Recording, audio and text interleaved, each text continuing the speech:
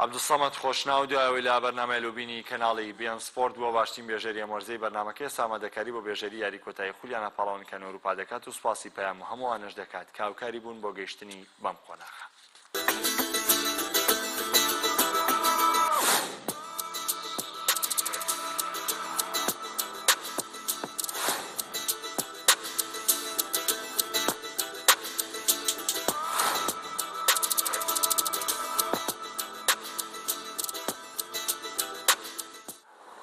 عبدالصمد من العراق، ألف مبروك الفائز ومعلق له بأن لهذا العام. لتقليدي روف خليفوا بو استوديو كاني بين سبورت.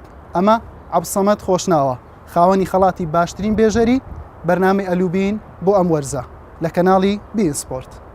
الشلبي الكرة قائد الفريق سرق محسن يا حبيب الكرة عراقية. لسه تقليدي روف خليف هاني يا رزانا كان يعني هوليرم دال مشقة كان هەر ئەوە ژوای کرد لە تۆڕە کۆمەڵایەتەکان دەنگدانەوەیشی یەکجار زۆری هەبوو، یعنی لە تەواوی پێیجە گەورەکان دەنگدانەوەی هەبوو، دواتر دووسێ راپۆرتی تیم کرد دەنگدانەوەی هەبوو، هەر ئەوە ژوای کرد کە کەناڵەکان بانگشتن کە کەناڵ ناوخۆیەکان بۆ گواستنەوەی یاریەکان بە زمانی کوردی بەڕاستی سەرەتا زۆر زەحمەت بوو، چونکە تەقلید لەگەڵ گواستنەوەی یاری بە 90 خولەک زۆر زەحمەت دەبوو.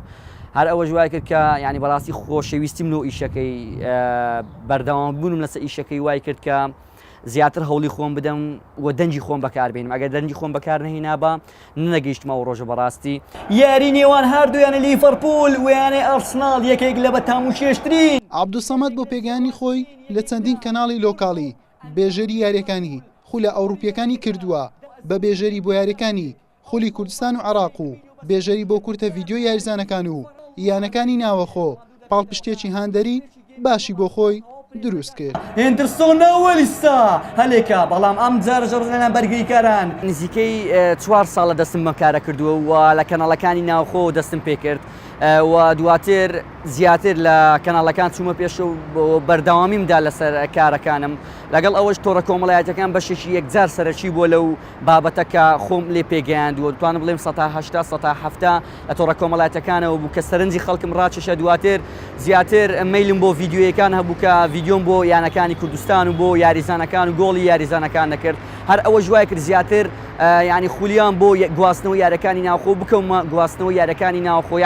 ئەمە شوێنەکە لەو شوێنانەی کە خۆم لێ پێگەیاند و زۆربەی کات کە شوێن نەبوو بۆ بێژەری ئەلێرە ڤیدیۆەکانم تۆمار دەکرد. بەڕاستی پێیام لە قۆناغە جیازیەکانی پاڵپشتی ئەو بێژەرە لاوەی کردووە بە بەرهەمەکانی، ئەویش سوپاسی هەموو ئەوانە دەکات کە هاوکاری بوون بۆ گەیشتن بەو ڕۆژە. زۆر سپاس بۆ کەناڵە ڕەنگینەکەتان، بەڕاستی یەکێک بوون لە کەناڵە خەمخۆرەکان چە پێشبڕکێکە بەڕاستی تاکو و ئێستاشی لەگەڵ بێت.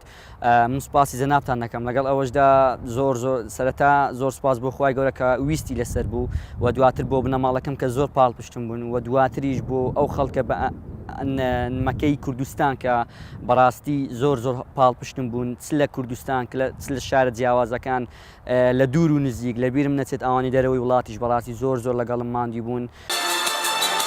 هجمات فرنسية مستمرة كانت إلى مهندس بول بوجبا من جهة اليسار هرنانديز يرفع الكورة غريزو. ئەگەر یەکێ بێوێ سەرکەوتوو بێت و بگات بەو ئامانجەی کە هەیەی تەنها ڕێگایەکی لە پێشە، ئەویش هەوڵدان و جارێکی تر هەوڵدان. ئەمەش بۆ عەبدوڵسەمەد دروست بوو. حوسێن محەممەد کەناڵی پێیام هەولێر. دەستخۆش بۆ حوسێن بە هیوای سەرکەوتن بۆ عەبدوڵسەمەد، سوپاس بۆ هاوکارانم، خواتان لەگەڵ.